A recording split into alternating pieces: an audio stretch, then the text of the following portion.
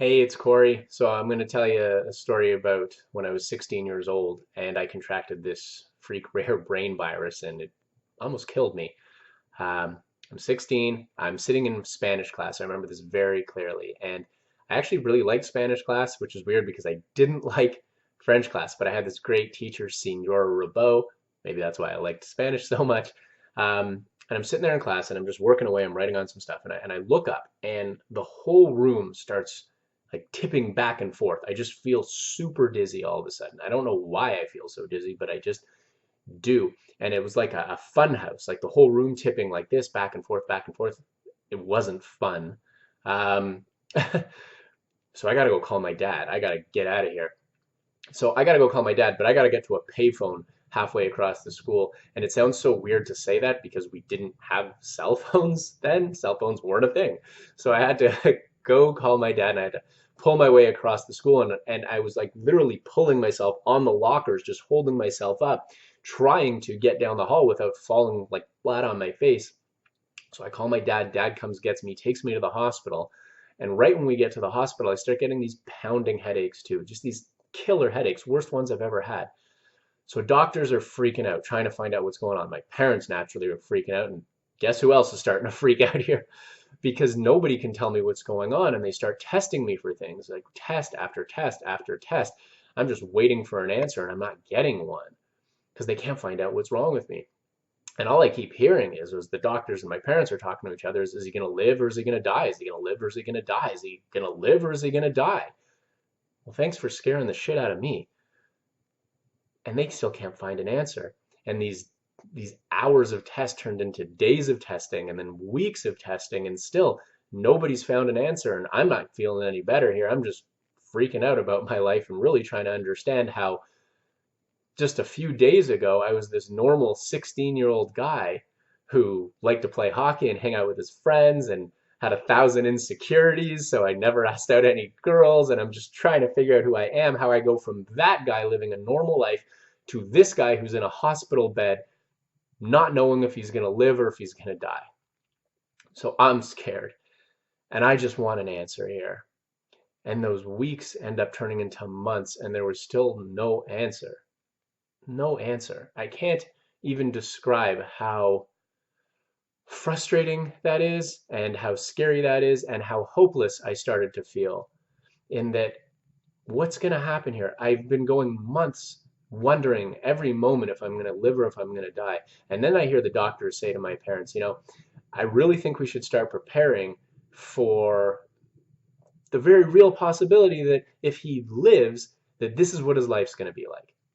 That his whole life is going to be this dizzy, headachy mess. And I'm like, what the fuck are you talking about? My whole life? Like, no, thank you. And again, just feeling like I am powerless in this situation, that I do not get to control whether I live or I die, and I do not get to control whether this is my life or not. This is completely out of my hands. And that's when it really dawned on me, when I really started feeling that way. This is when it really dawned on me, when it became so clear that there are just things in life that you cannot control. And sometimes they are really shitty things that you can't control. But there are also things that you can control.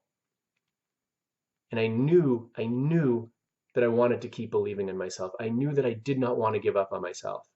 And I knew that nobody could take that away from me. And I knew that nothing could take that away from me unless I let it. And so I refused to give up. And I just kept believing in myself. And I kept telling myself that we'll find an answer and you'll get through this. We'll find out what's going on and you'll be okay. And I had no evidence to support this, right? There, we were no closer to finding an answer. I mean, sure, they had eliminated some possible things. Great, but you're not helping me out here, are you?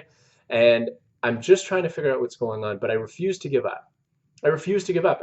And it was so easy to, especially when we were into months now. And I remember around 6 months into this, just lying in a bed with no answers, saying to myself, you will not give up on yourself because you will get through this and you'll be okay. And I just kept telling myself that. And then one day, after 7 months, 7 long, painful, dizzying months, we meet this one doctor.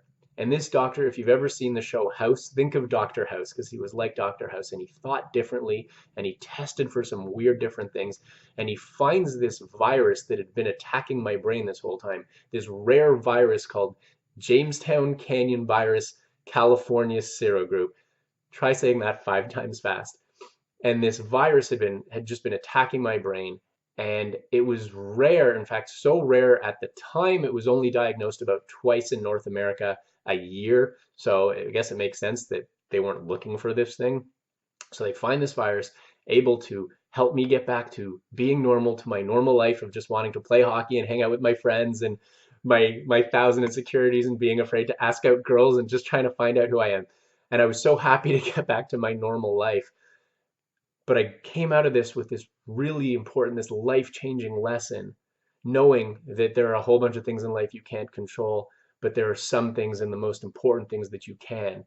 That you can either let these things in your life define you, or you can define you. You can let other people define you, or you can define you. And you can stop believing in yourself when things get hard, or you can keep believing in yourself no matter how hard they get, and no matter how much crap life throws at you. You just keep believing in yourself and keep believing in yourself and keep believing in yourself.